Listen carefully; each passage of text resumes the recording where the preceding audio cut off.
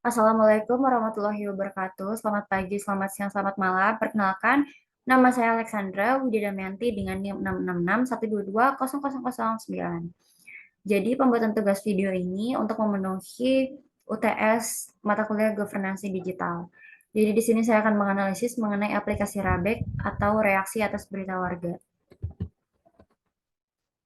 Yang pertama itu dari daftar isi. Jadi di sini saya akan menjelaskan mengenai definisi aplikasi Rabek, hardware, software, sistem jaringan dan tipologi, dan kemudian database dari aplikasi Rabek.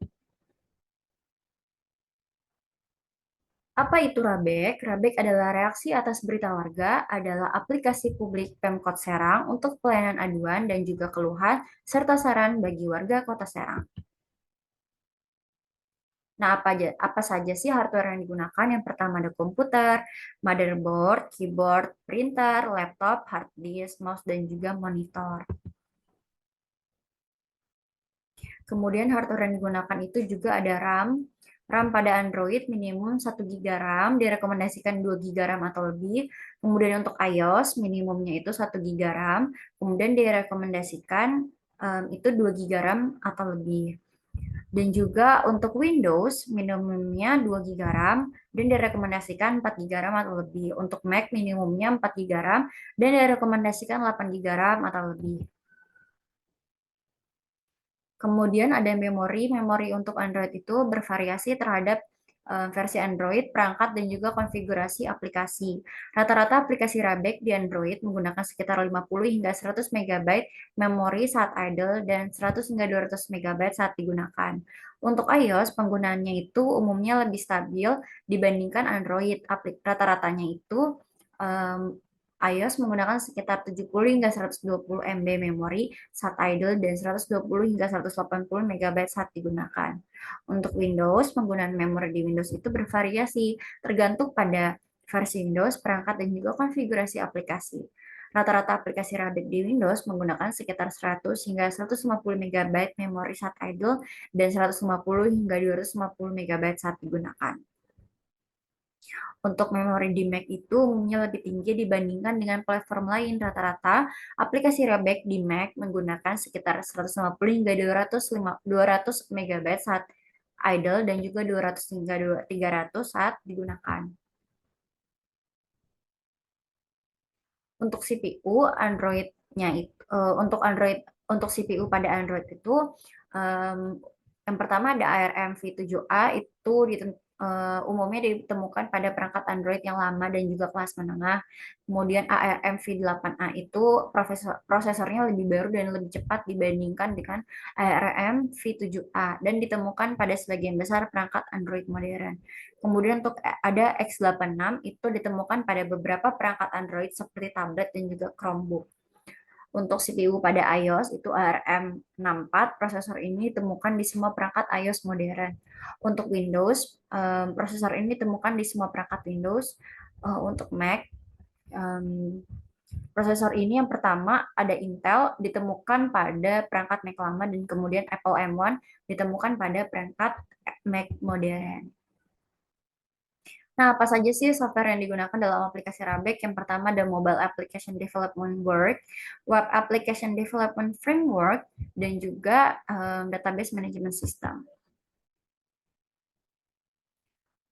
Nah, yang pertama itu ada software integrasi, itu digunakan untuk mengintegrasikan berbagai format file laporan masyarakat, seperti pengolah kata, lembar kerja, presentasi, dan halaman web, sehingga dapat dibaca dan ditampilkan dalam satu aplikasi.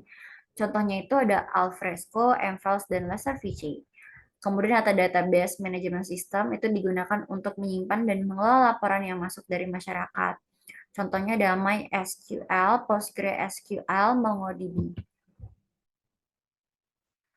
Kemudian ada software pengembangan aplikasi, ada bahasa pemrograman, ada native development, ada Android, Java, atau Kotlin, iOS itu Swift dan Objective-C. Kemudian ada cross platform development yang pertama dari React Native dan juga Flutter.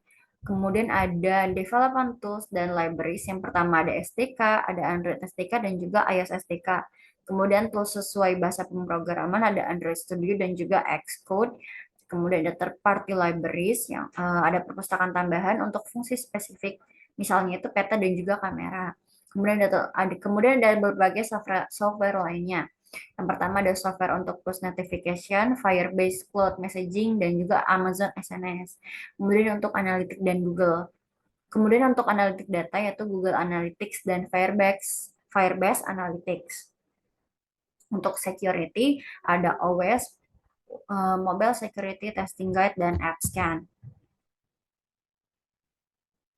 Nah, untuk sistem jaringan, berdasarkan informasi yang tersedia, kemungkinan besar aplikasi Rabek itu menggunakan sistem jaringan client server dengan arsitektur LAN.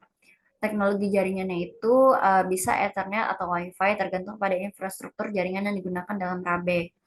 Nah, ada beberapa kemungkinan skema jaringan untuk aplikasi Rabek. Yang pertama adalah dengan server tunggal, itu satu server pusat menyimpan data dan menangani semua permintaan dari klien. Cocoknya untuk implementasi skala kecil.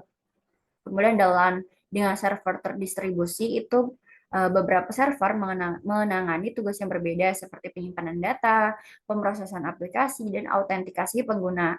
Kemudian ada meningkatkan skalabilitas dan kinerja untuk implementasi yang lebih besar.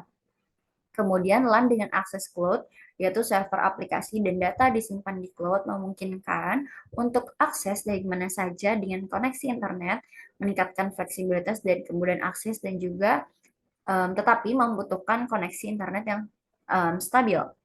Aplikasi Rabek itu menggunakan dedicated internet dengan jumlah bandwidth 450 Mbps dengan penggunaan non dedicated internet menggunakan sejumlah 300 Mbps.